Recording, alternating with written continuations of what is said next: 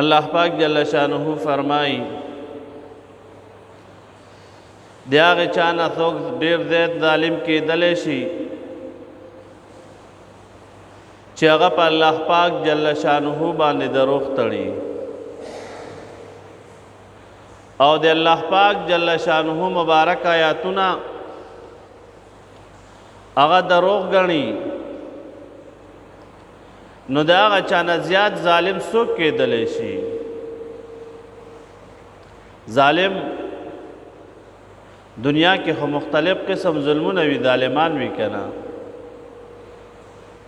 لیکن پټولو کې زیات ظالم یو هغه انسان د چې هغه مشرک وي ځکه قرآن پاک کې الله پاک جل شانه فرمایي ان الشرک لظلم عظیم بېشکه دا شرک یو ډېر لوی ګناه ده او دویم ظالم هغه ده چې هغه په الله پاک جل جلاله باندې دروغ تړي او د الله پاک جل جلاله مبارک آیاتونه دروغ ګڼي نبی کریم صلی الله علیه وسلم مبارک فرمائی حدیث قدسی ده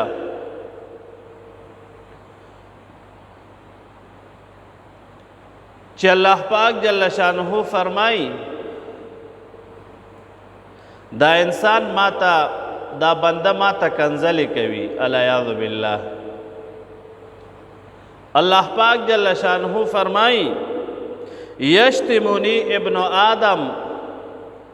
ولم یکن له ذالک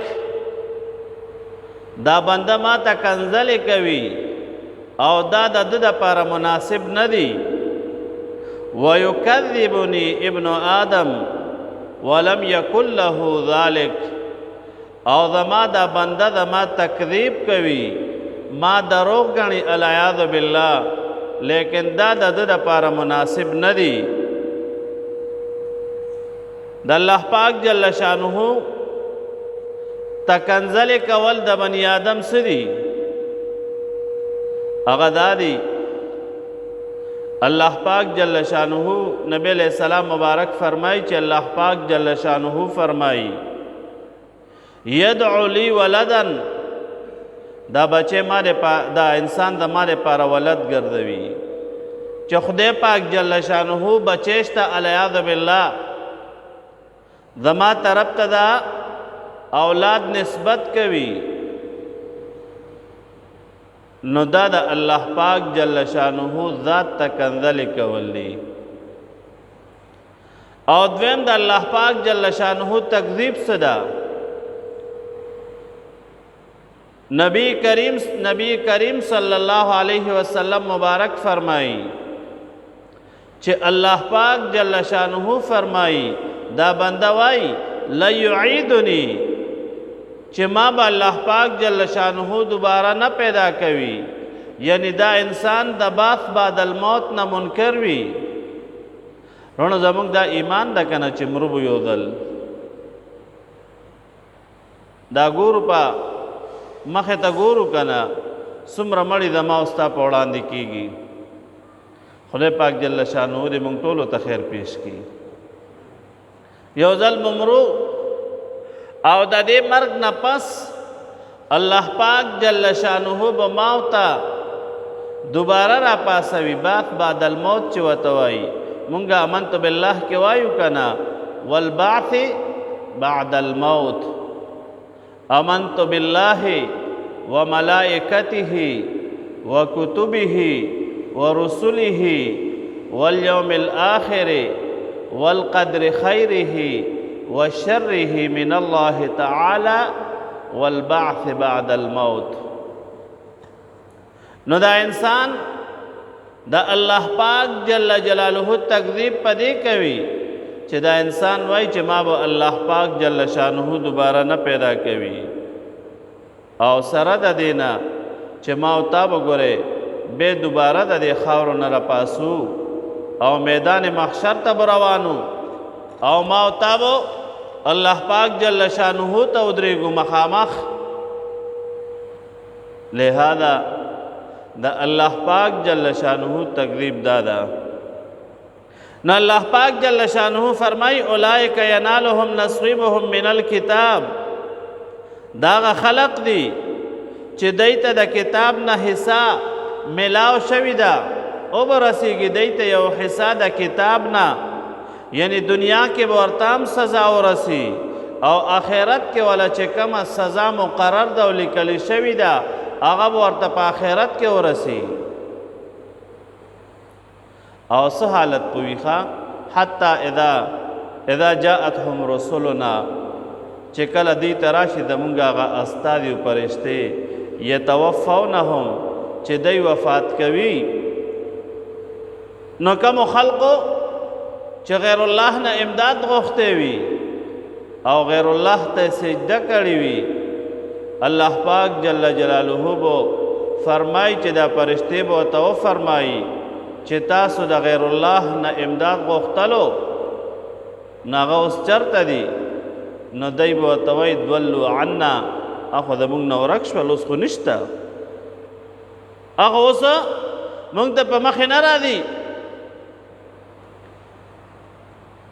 او په خپل ځان به دا گواهیو کې دا خلق چې مونږ کفر کړو، چې مونږ دنیا کې کفر کړو د هغې سزا به اوس مونږ ته ملاویږي. علماء کرام فرمایي چې کله یو انسان وفات کیږي نه دله یوه فرشته راځي او که نه ډېرې فرشتې وله راځي. دې کې اختلاف ته د علماء کرامو چې آیا یو سړی وفات کیږي او فرشتې ترې نه روح اخلي نه دله یوه فرشته د روح ویستلو دپاره راځي او که نه ډېرې راځي، نو یو گروه او یو طبقه او یو جماعت ته علماء کرامو فرمایي چې یوه فرشته د روح ویستلو دپاره یوه فرشته راشي بس. لکه روایاتو کې راځي که نه چې اسرائیل علیه السلام نه چا تپوس وکړو چې ته د انسانانو ارواح څنګه وباسې، ځکه یو په یو ملک وي یو په بل ملک وي، نو ته د ارواح څنګه وباسې؟ نو هغه ورته وفرمایل وی د تمامو انسانانو دا ارواح دا ماته داسې پراته دي لکه په پلیټ کې چې د انار دانې پرتې وي، چې پلیټ نه کومه دانه راخلې بس اخله که نه، دکه رنګې د تمامو انسانانو دا ارواح دا ماته الله پاک جل شانه داسې مستحضر کړي دي، او چې کم د الله پاک جل شانه حکم وشي د هغه په حکم سره د هغه روح ته انسان نه وباسم. او بعض علماء کرام فرمایي چې نه دا ډېرې فرشتې راځي خو لیکن مشره هغه ملک الموت ته فرشتې ډېرې وي لیکن ملک الموت دا د هغه ټولو فرشتو مشره ده او روح ترې نه هغه وباسي. نو چې کله ترې نه روح وباسي نو بیا ورته دا فرشتې څه وایي چې اوس مو هغه د چا عبادت مو چې د الله پاک جل شانه نه غیر کولو هغه څه شول؟ نو دا انسانان ورته بیا وایي دولو عنا اخو د مونږ نه ورک شول. او په ځان باندې دا خلک ګواهي کوي انهم کانوا کافرین چې بېشکه دا کافرانو په دنیا کې دی منکرو. او په ځان چې سړی ګواهي وکړي لدمن نفسو لدمن داسې زمونږ کتابونه لیکي چې یو انسان به په خپل اقرار سره نیولی شي ګوره، نو دی به په ځان ګواهي وکړي چې مونږ کفر کړی ده، نو د هغې کفر سزا هغه به ورته بیا میلاویږي. انشاءالله یو مسله ده د عذاب قبر په باره کې او بیا سبا ووایو انشاءالله.